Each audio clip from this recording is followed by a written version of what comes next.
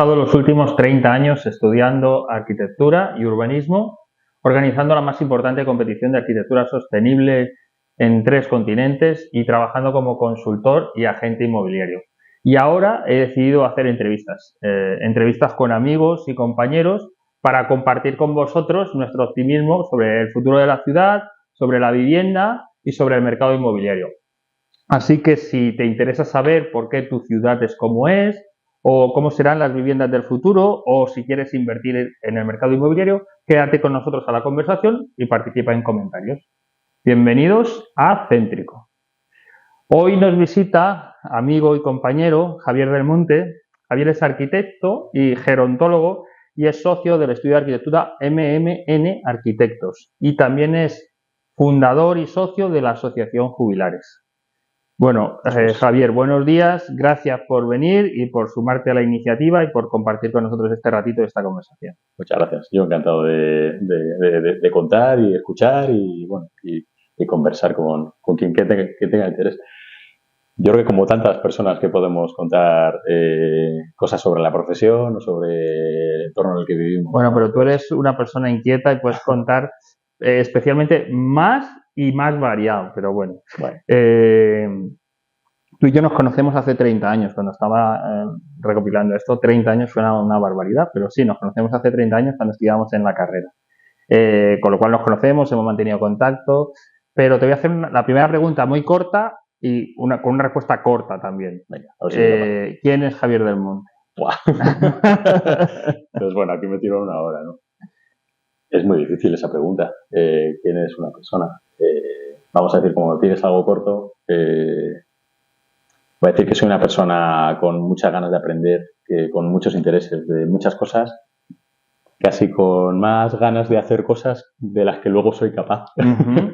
Eso es, yo creo que también algo que nos pasa a muchos charqueros, ¿no? Como decía otro día una señora, es que somos charqueros, no nos metemos en charcos. Bueno, digamos que dejémoslo ahí. Vale. Por centrarnos, hablamos de ciudades, hablamos de vivienda. ¿Dónde naces? ¿Dónde te crías? ¿Cuál es tu entorno urbano? ¿O tu primera vivienda de la que tienes recuerdos? ¿Vas andando al colegio? Por entender un poco tu entorno. Yo soy de Guadalajara, es una ciudad pequeña. En los años 70 ha pegado el subión grande, ¿no? Pues las ciudades, ¿no? Racionalismo, viviendas pues no de una excesiva calidad constructiva, pero sí que son exteriores, con buena ventilación y demás. Bueno, ahí es donde nazco yo y sí, me movía andando rápidamente al cole, a casa de mis amigos, a la farmacia de mi madre, donde hacíamos mucha vida de rebotica, vuelta a casa, bueno, conservatorio, bueno, íbamos, sí, es una ciudad pues tranquila. O sea, escala humana, lo que me está diciendo es escala humana, no sí. Coche para todos, sino todo andando a pie más o menos. Y, una de estas ciudades de 15 minutos, ¿no? Que te dice... Ahora parece moderno eso de la ciudad de 15 minutos, claro, ¿no? Vale. Como me dices, si te conozco que te metes en todos los charcos, o sea, que eres una persona con muchas inquietudes. Aquí estoy. Aquí estás, ya has dicho que sí a esto. ¿Por qué decides estudiar arquitectura? O sea, supongo que, te gusta la música y estudiabas música y tocas la guitarra y todo eso, con lo cual entiendo que tenías muchas inquietudes. ¿Por qué de todo eso decides que vas a ser arquitecto? Pues mira, alguna vez me lo pregunto ahora que mis hijos están ahí en un momento como de intentar decidir y demás, y no recuerdo muy bien, pero yo creo que precisamente porque me interesaban muchas cosas, y porque soy también un poco dubitativo, uh-huh. Tengo la sensación de que arquitectura era como esa carrera que permite como que permite aprender de muchas cosas y además como que parece que tenía mucha salida, ¿no? Me gustaba la física y, joder, eso es la física, y pues me gusta la física, la matemática, la historia del arte, anda, mira, arquitectura. Y ahí empecé. Me parecía que tenía interés, luego cuando estudié la carrera me pareció que era más bonito aún de lo que pensaba y luego cuando ejercí la profesión me pareció que era más bonito aún, o sea que, bueno, que ha ido bien la cosa. Eso, ¿no? Que tienes la sensación de que has acertado con aquella decisión. Tengo la sensación de que acerté. De que si solo había que estudiar una cosa, ¿no? Sí, pero bueno, también pienso muchas veces, y así también se lo digo a mis hijos, que si a lo mejor hubiera ido por otra línea, pues también habría ido buscando. Y no he dejado tampoco de estudiar y de seguir aprendiendo, o sea que, bueno, y de hacer cosas distintas, incluso distintas de la arquitectura. Siempre la vida está llena de... Sí, que no es una decisión tan crítica, ¿no? Lo de la elección de la carrera, que luego hay opciones de reconducir o de suplementar. Bueno, y ya yo está. en mi caso pues creo que hubo suerte. Terminas la carrera te va bien, me refiero bien, para los que me refiero bien es curso por año, buenas notas, ese tipo de cosas, y terminas y empiezas a trabajar. Y empiezas a trabajar, hasta donde yo tengo entendido, y si no me corriges, en el mismo estudio en el que sigues a día de hoy. Sí, sí. Entonces, cuéntanos cómo es, yo qué sé, tu primer año, o sea, cómo llegas allí después de estudiar la carrera con toda esa iniciativa y física, matemáticas, cálculo de estructuras, historia del arte, y tu primer año en una oficina de arquitectura. ¿Obedece a eso, a la profesión, a lo que habías estudiado? ¿Difiere mucho? ¿Te llevas sorpresas? Pues mira, yo creo que ahí también creo que tuve un golpe de suerte. Porque yo empecé a trabajar en esta empresa, Milla, Mira y Navarro Arquitectos, eso es MMN, ¿no? Eran 3 socios, hasta ese momento eran solo 3 personas, y entramos, Pachi, Rafael Villar. Que ya le invitaremos a otro día, todavía no le he dicho nada, pero le liaremos. Tiene mucho que contar, seguramente. Es un grande. Bueno, pues entramos los dos en el estudio, recomendados en mi caso por Eduardo Sánchez, en su caso por Carlos Puente. Estos habían pedido... Carlos Puente, profesor de la Escuela de Arquitectura. Profesor de la escuela y tal. Eran nuestros profesores en ese momento, pues de sexto de arquitectura. Luego yo con Eduardo también continué luego con el proyecto fin de carrera. Oye, pues mira, pues estos chicos de Milla Navarro están buscando a alguien y tal. Y entonces entramos ahí. Y entramos todavía como estudiantes del proyecto de fin de carrera. Y luego ya, pues ahí seguimos. Tuve suerte porque creo que se dedicaban a una forma de hacer arquitectura muy interesante, que es pues la de realizar edificios públicos, bueno, pues con todo lo que lleva a hacer equipamientos para la ciudadanía y el valor que tiene, pues hacer una arquitectura pues que pretende ser de calidad, que además es visible, que son hitos en la ciudad, y entonces nosotros, en realidad, tanto Pachi como yo, que teníamos pues ese interés así como muy, muy diverso y se nos daban bien las estructuras y pues hacíamos... Se nos daba bien casi todo. Se nos daba bien casi todo. Es que nos gustaba mucho y nos metíamos como mucho en todo lo que hacíamos, ¿no? Y entonces había muchas cosas que hacer. En un proyecto hay muchas cosas que hacer y enseguida empezamos a coger carrerilla. Entonces, bueno, la verdad es que ese primer año fue como un no me lo creo, que bueno es esto. Justo en ese momento ganaron el concurso de los juzgados de Burgos, que era un pedazo de edificio, y ahí empezamos pues también a trabajar en ejecución desde muy pronto. O sea que realmente empezamos a hacer arquitectura pues, la buena desde muy pronto. Claro, no es lo habitual, pero bueno, ahí seguimos y el estudio pues ha continuado un poco en esa línea. No sé. Vale, yo según están mencionando, había pensado esta mañana en sacarme un extractito de tu currículum, de lo que tienes en LinkedIn, y la verdad es que no me ha dado tiempo, pero sin que sea tan exhaustivo, dinos así, a lo largo de estos 23 años que llevas en ese estudio que entraste como estudiante, edificios que habéis hecho vosotros, proyectos del estudio, para que nos hagamos una idea de qué tipo de edificio estamos hablando y de qué volumen de metros cuadrados habéis proyectado en este tiempo. Bueno, se empezó con edificios, siempre hemos hecho edificios para administración, concursos públicos. Nos presentamos, los perdemos, lo ganamos. Venga, pues y otro, ¿no? Y al principio pues eran más pequeños, centros de salud, por ejemplo, el centro de salud de Los Lleven, que está por aquí, el centro polivalente de Vallecas, en Zaragoza, el de Miralbueno, bueno, hubo como varios en La Rioja. Luego, ya habían hecho ellos algún edificio de juzgados pequeñito, La Bañeza, Baeza, y con este juzgado de Burgos, que ese sí que eran, no sé, creo que eran como 14 metros cuadrados o algo así, el edificio muy grande. El de los juzgados, has dicho. El de juzgados de Burgos. Ahí ya se abrió una línea como una posibilidad de acceder a edificios más grandes, ¿no? Hemos hecho muchísimos edificios de juzgados, muchos. Es un programa complejo que creo que resolvemos bien. Tiene ese equilibrio entre la escala simbólica, representativa, bueno, y a la vez, pues, pretendemos que sea amable para el ciudadano y ciudadana para que pueda sentirse a gusto en un sitio que la actividad suele ser un poquito hostil. salvo cuando uno va a inscribir al registro civil, pues casi todo lo que te toca hacer en los juzgados tampoco es muy bonito. Bueno, y entonces se nos ha dado bien eso, y eso pues ha hecho que sigamos por ahí. No era una especialización buscada, pero digamos que ha salido por ahí. Entonces, bueno, a partir de ahí, pues muchos servicios para la administración, con carácter, la rehabilitación del antiguo Banco España en San Sebastián, y yo creo que uno así, quizás más, bueno, quizá no, el más grande que hemos hecho, pues es aquí la rehabilitación del Ministerio de Asuntos Exteriores en la Plaza de Marqués de Salamanca. Este es una rehabilitación de un edificio con un palacete protegido, con toda la complicación que tiene un gran ministerio, ¿no? Y creo que también es un municipio para sentirse orgullosos. Bueno, ahora estoy haciendo pues la dirección de obra de los jugadores de Altira. Uh-huh. También estuve coordinando proyectos, ¿no?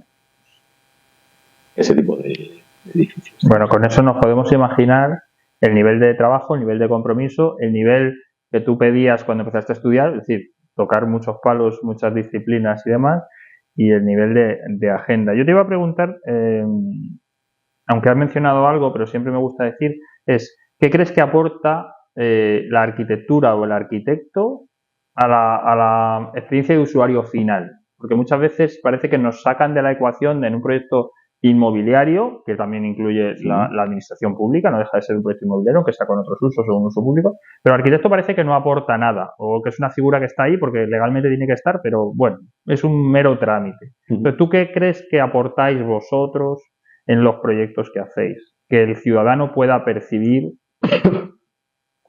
de valor, algo claro. De valor. Yo creo que es difícil de ver la buena arquitectura. Pero creo que es muy necesario esa figura de, siempre, no sé, desde la escuela nos lo decían y lo sigo pensando que es cierto, como de director o directora de orquesta, ¿no? Hay mucho que pensar de los edificios, mucho, ¿no? Desde cómo se evacúa en caso de incendios, si es accesible o no, cómo se ventila, si va a estar uno agradable aquí, la calidad del ambiente, mil cosas, ¿no? Donde te sientas, si la luz te viene por aquí, mil cosas. Y eso, bueno, luego a escala hasta pequeña, ¿no? Sí, como me meto el conducto de ventilación, que se cuesta con muchas cosas. Y cumplir normativa. Todo, ¿no? Y entonces, claro, se puede especializar todo, pero es que sale un Frankenstein muy raro si no hay alguien o varias personas, que yo siempre abogo por este liderazgo compartido, ¿no? Que es como una esencia de MMN, alguien que coordine, ¿no?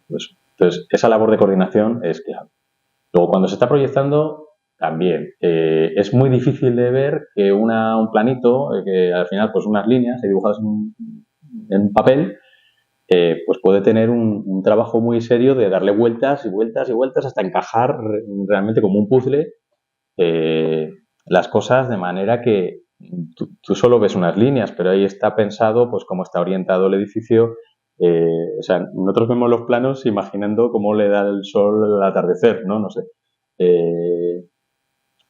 Y es muy difícil, o yo qué sé, trabajando por ejemplo con personas mayores, pues como una señora que cuando se levanta por la noche y va al baño, pues encuentra el baño rápidamente, no se tropieza.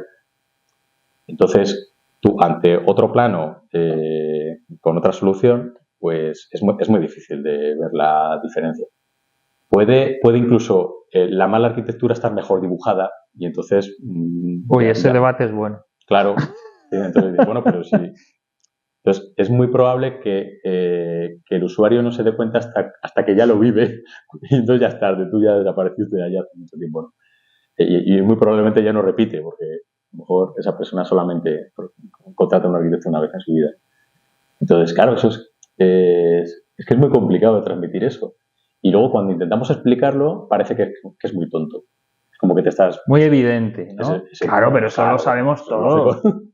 Entonces, claro, dices, bueno, ya, si todo es lógico, lo difícil es coordinarlo todo, ¿no? Y buscar la mejor solución pensando todas esas cosas, ¿no? Entonces, claro que es importantísimo que la labor de un arquitecto o una arquitecta es clave. seguirá necesitando el mundo de esto, por mucha inteligencia artificial que se requiera, o sea, que exista, pero se requiere eso, ¿no? Bueno, pues seguiremos ahí luchando, porque no creo que se nos valore. Ya, bueno, sí, yo creo que si las cosas se explican, al final las vivencias las tenemos todos, pero bueno. Has mencionado en uno de los ejemplos a una señora mayor que se levanta por la noche y va al baño. Eso es porque con todo esto que me dices y la cantidad de obras que me has dicho y el tipo de proyecto que tal, en el 2012 debe ser que te aburrías un poco, ¿no? O tenías más inquietudes y decides fundar una asociación que se llama Jubilares y que, así a priori dicho, tiene poco que ver con tu labor como arquitecto. Entonces, te pregunto si tiene algo que ver o no, y ahora me dirás por qué, o esa iniciativa, o qué es Jubilares. Mira, en este grupo de tres, que luego fuimos creciendo, luego se incorporó en 2006 Miguel Ángel Piquet. También compañero de la escuela, sí. Y otro crack. Y ahí esa decisión fue también una cosa colectiva, pero sobre todo, la culpa fue de Miguel Ángel Mira, que es, vale, de todo este equipo, yo creo que el que tenía siempre, el que ha tenido siempre las ideas locas, que en este caso pues aterrizó en algo que creemos que fue muy valioso. Entonces, bueno, la historia es, habíamos hecho una residencia de mayores con una administración pública, residencia para asistidos, ¿no? Con ese nombre terrible que bueno, y si ya en el nombre es así, pues luego ya en lo que pretendían, pues ya vimos que las cosas no podían ir por esa línea. Ese modelo de residencias nos parecía, según íbamos investigando, esta es una de las cosas bonitas de la profesión, toca hacer una biblioteca, pues ya sobre bibliotecas, un auditorio, residencias de mayores. Bueno, pues investigando sobre esto, vimos que en Europa están haciendo otro tipo de cosas que no tiene nada que ver con lo que estamos haciendo aquí en España. Y eso nos lleva a descubrir el cohousing.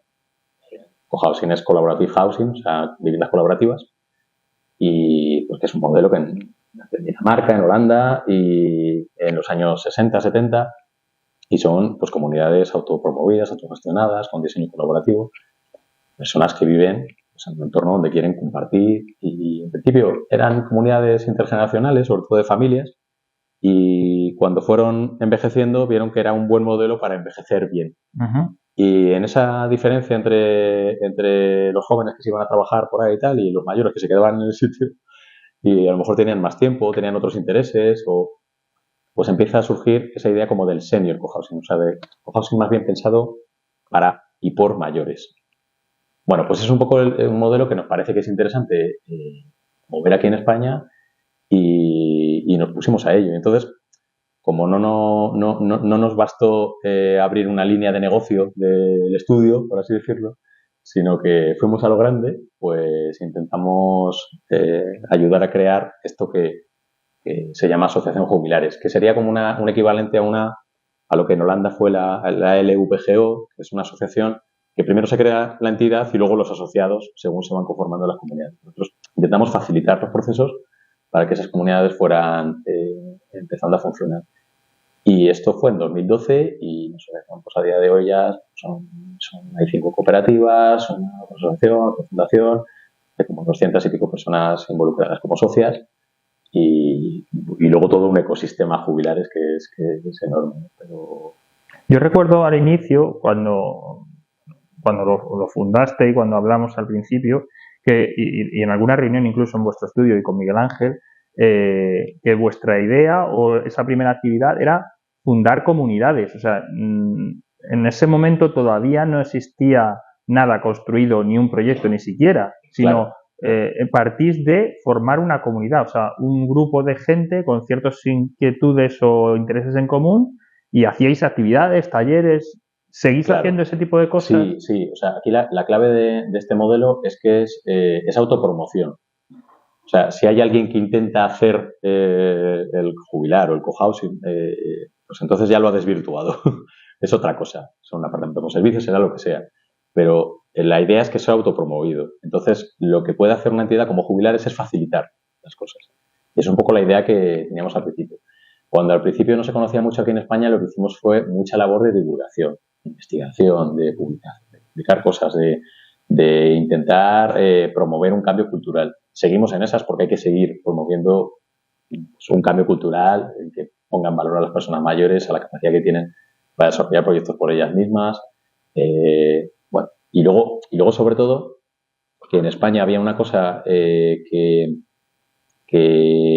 sea, lo que no ocurría en otros países europeos, y bueno, y en Estados Unidos, que luego saltó allí y tal, era el senior cohousing como cohousing para toda la vida. Uh-huh. O sea, las personas mayores que se embarcaban en estos proyectos, si llegaba a una situación de dependencia o una situación de cuidados de larga duración o situaciones de cuidados complicados, pues se iba. También es verdad que se iba a una residencia del otro tipo que todavía no teníamos en España, ¿no? Más centrada en la persona, más incluida en comunidad. Pero aquí en España, todas las personas mayores que se han metido en estos proyectos, voy a decir casi todas, o sea, alguna que no, quieren que esto sea un proyecto para toda la vida. Yo no me embarco en esta historia para que ante una situación de dependencia yo me largue. Entonces, una de las labores yo creo que muy importante que está haciendo Jubilares es ayudar a que estas cooperativas trabajen, o sea, reflexionen, prevean qué es lo que puede pasar y trabajen en estrategias de cuidados que les permitan vivir allí hasta el final. Pues, esta es otra de las tareas que estamos haciendo. Entonces, Jubilares, de alguna forma, aporta metodología, ayuda a conformar los grupos, ayuda a crear primero esa comunidad, porque luego ya el edificio, las normas o los estatutos tal va después.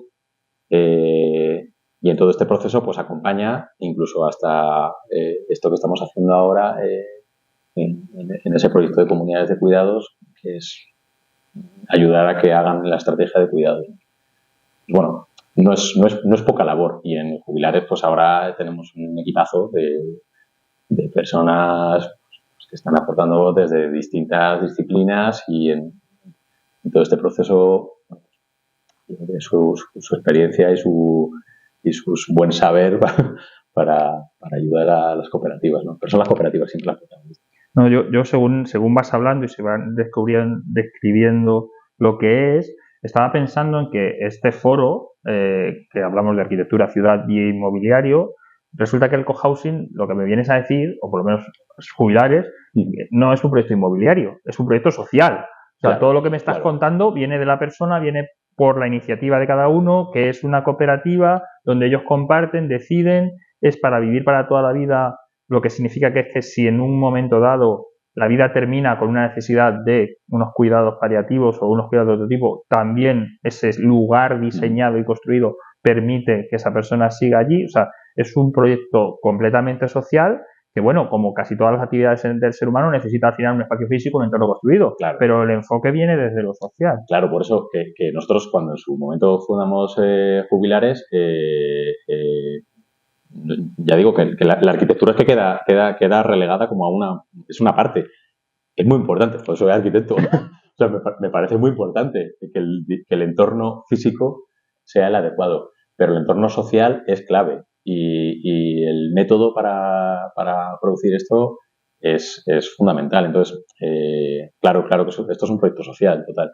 Hay una cosa respecto de la línea inmobiliaria que, claro, ahora que se empieza a hablar mucho de cohousing, hay diría que como dos perversiones del cohousing que tienen que ver con una mirada como inmobiliaria de esto, ¿no?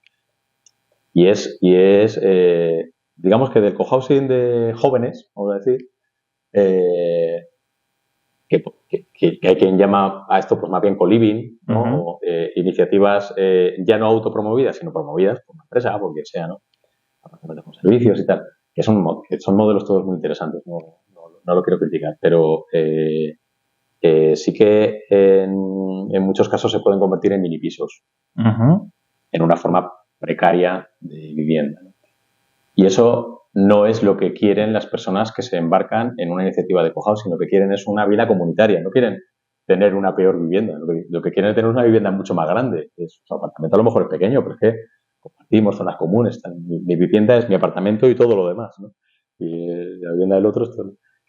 Entonces, eso es por un lado. Y por otro lado, cuando pensamos en personas mayores, la otra perversión es la de convertirlo esto como en residencias low cost, ¿no? O sea, también en unos pequeños apartamentitos te doy una serie de servicios y tal, pero no lo llamo residencia porque las residencias me obligan a una serie de cosas y entonces pues así evito estas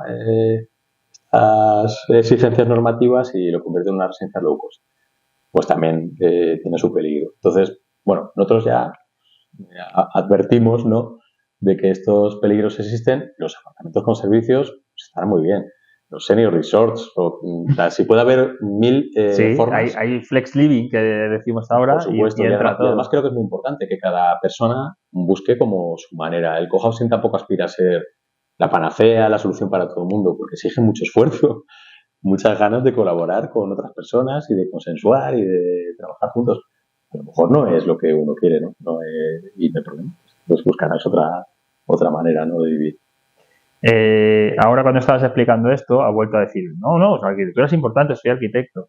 Y bueno, eres arquitecto, pero dijiste que te gustaban muchas cosas. Has hecho algún curso de gerontología, has hecho máster en gerontología, con lo cual eres, además de arquitecto, gerontólogo, y has hecho también un máster en accesibilidad, donde además tu trabajo fin de máster iba orientado a eso, a la percepción de las personas mayores en ese entorno.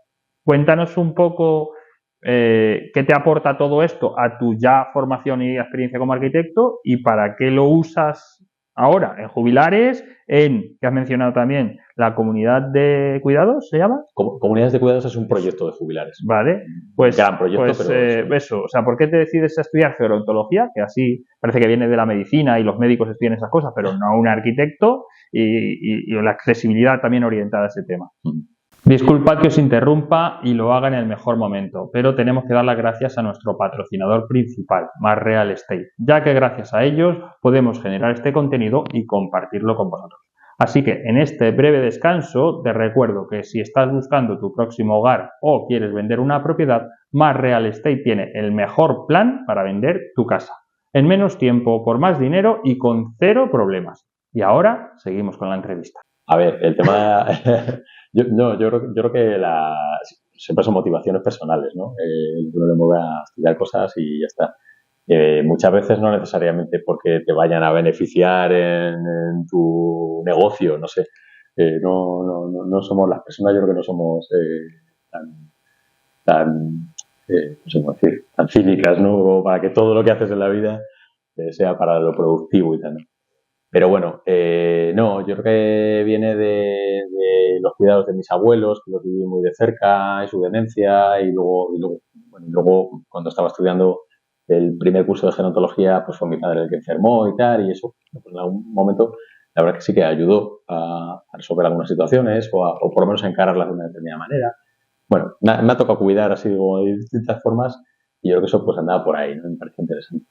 La gerontología respecto de la geriatría, digamos que es el estudio del envejecimiento, en sentido amplio, vuelve a ser otra vez algo interdisciplinar o transdisciplinar, o bueno, que toca pues desde la demografía, la sociología o la psicología, o bueno, muchas facetas que tienen que ver sobre todo con el ámbito social.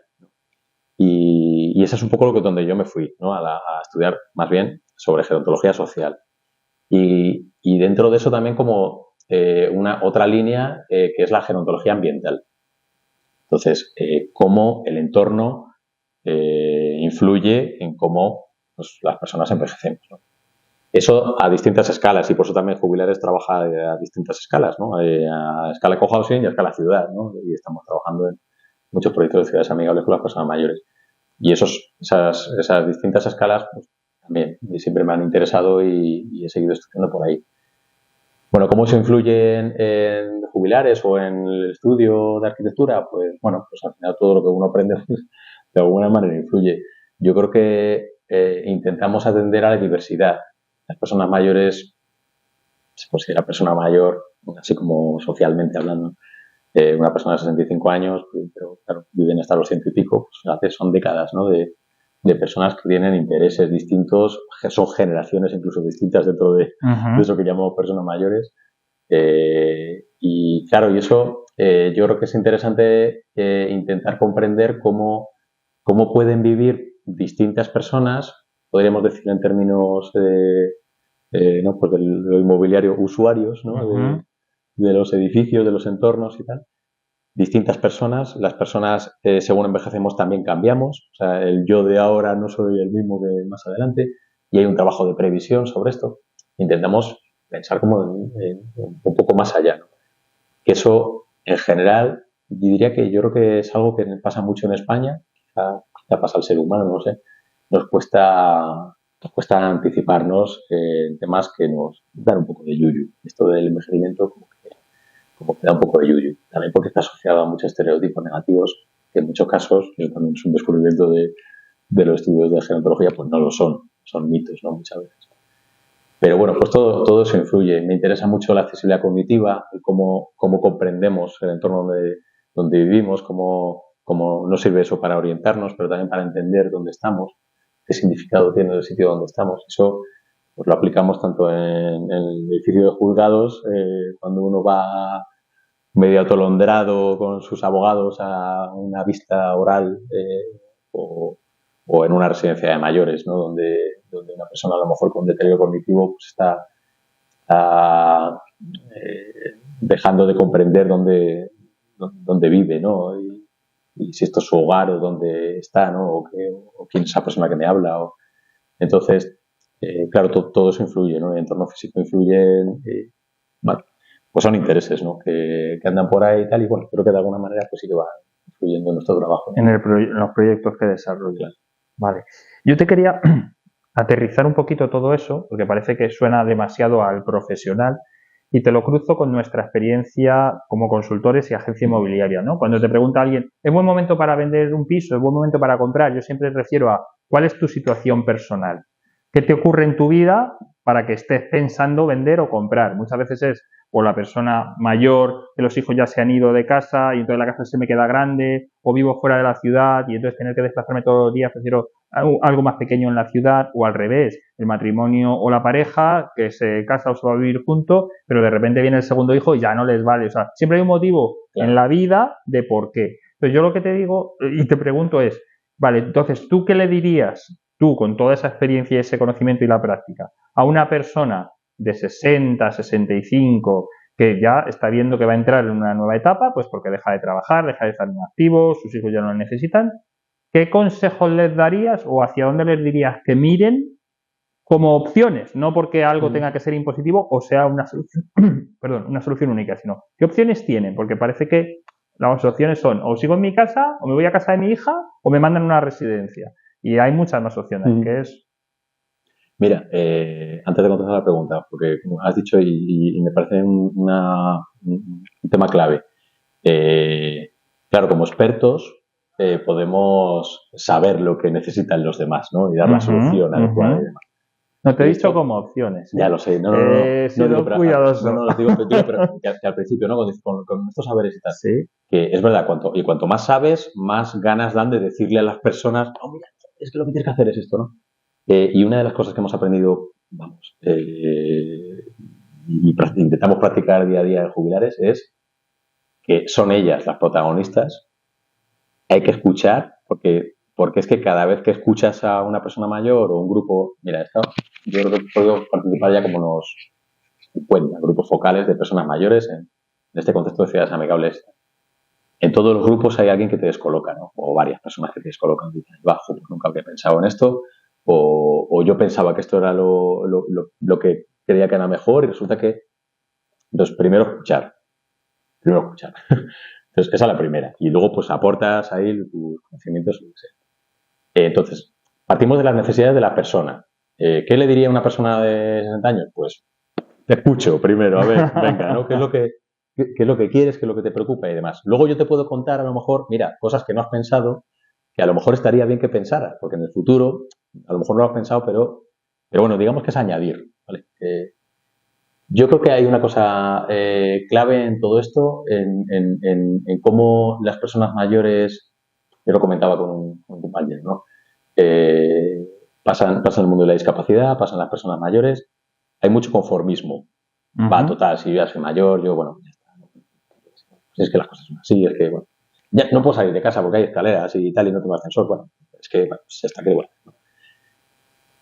Y tenemos el derecho, hay una convención de derechos de las personas con discapacidad que España ratificó en 2008, que da el derecho a cualquier persona de capacidad, especialmente en esa convención, pero vamos, cualquier persona a ser autónoma, a decidir por sí misma, a decidir con quién quiero vivir, dónde quiero vivir, cómo quiero vivir, a tener independencia o maximizar todo lo que se pueda la dependencia, o sea, la independencia. Por el caso necesitas de otras personas para ayuda, pero por lo menos que yo pueda decidir sobre lo que me atañe.